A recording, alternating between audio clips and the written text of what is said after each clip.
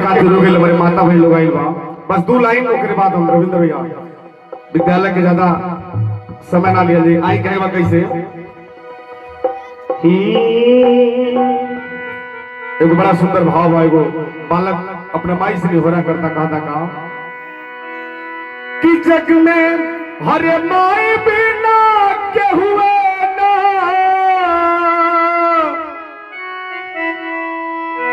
हरे सहाय न होई हो हरे सहाय न होई हो केहू के तनो दुलारी बाकी माई न होई केहू के तनो दुलारी बाकी माई न होई जग में माई बिना केहू ना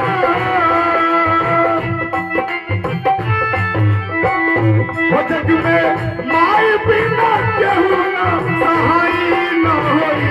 हो सहाय न होई हो केहू के तनो दुलारी माई न होई केहू के तनो दुलारी बाकी माई न होई।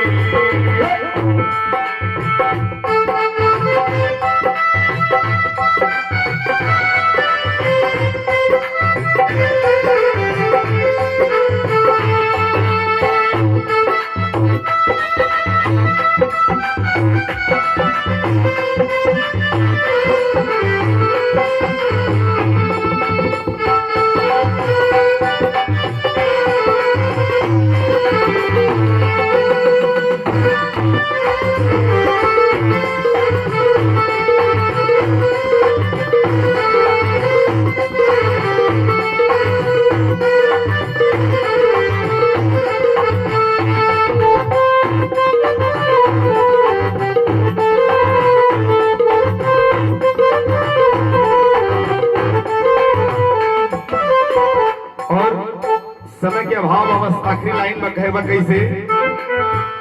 हो सुख दुख दतिया दिनवा सहली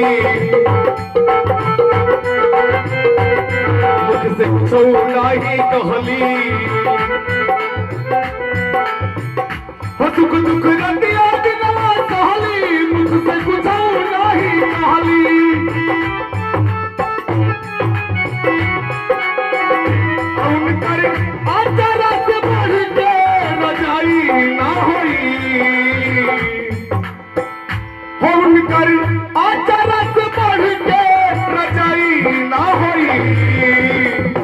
और ये माई से प्रेम करला एक बार माई खातिर दोनों हाथ उठाई। ये आखिरी लाइन बा हो केहू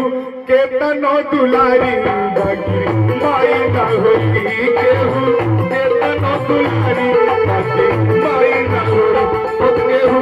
के तनो दुलारी बाकी माई ना होई केहू